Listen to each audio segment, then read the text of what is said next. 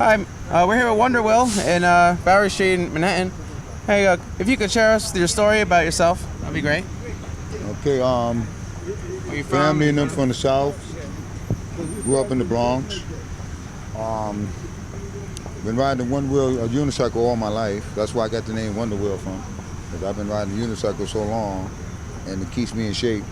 Where did you get a unicycle? That's a different type of toy. Yeah. I hear about that a lot.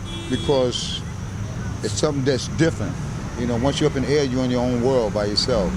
You know, you don't have to worry about nobody but the people that that's in front of you. Mm-hmm. The people in back you don't have to worry about. But also, you get to entertain people when you're going down the street because people want to see what you can do. Yeah. It's always been a big thing. People look at me, they say, hey, what else can you do on there? So I'll stop at the red light, wait for the lights to change, and I'll bounce up and down, spin around on it and stuff like that. You know, they like that. You know, and my parents used to like me ride, to watch me ride, and then people up in the Bronx used to like to see me ride. But I do a lot of tricks, go up and down the stairs and stuff like that. You know, and like I said, and I still ride today. I still have a unicycle I ride, you know, and I ride through here a lot. When I come over to Bowery Mission to volunteer and help these people out here, you know, help feed the homeless and stuff like that. And you have a home? Yes. Okay. Yeah. Was there any point where you didn't have a home? Oh, well, yeah, there was times, yes. But I came from, you know, having no, you know, problems with my wife and the kid, my wife. So after I moved out here, it was like a downhill road. But, you know, as I got older, I started looking at the mistakes I made and I started correcting them. Then I ended up getting a job taking care of some buildings down here in Lower Manhattan, which I've been doing for a little while now. And I take care of the buildings, plus I have my own place. I have the whole basement to myself, you know. And like I said, it's been really a good thing. The life is getting better for me because I have changed from negative to positive, you know. So, you know, like I said, it's a beautiful thing now, being at my age and being able to still ride my unicycle, you know, being able to do something positive in the community. But what I do a lot of volunteering. That's what I do a lot of now. And what other places do you do volunteering at? I do it here, and I had to go in the garden or BRC.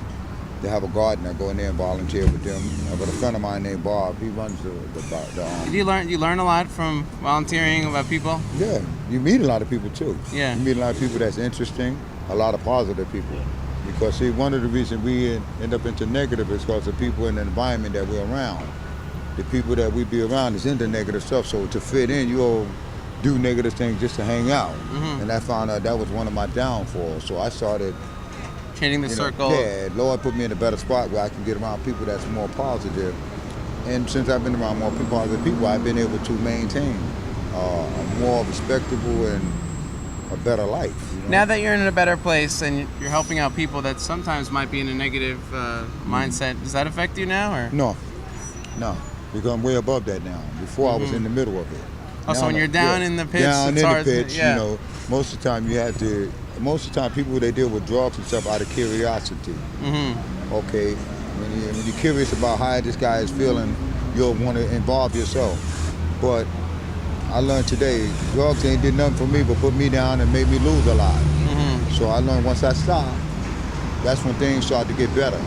So I tell anybody that once you stop drugs, you have a better life. You accumulate more. You will accumulate double with your Lord. But you have to remember, once you stop, you can't go back. You have to always remember what put you there and where it took you. You know. When you do like sports, like unicycling, does that take the needs for?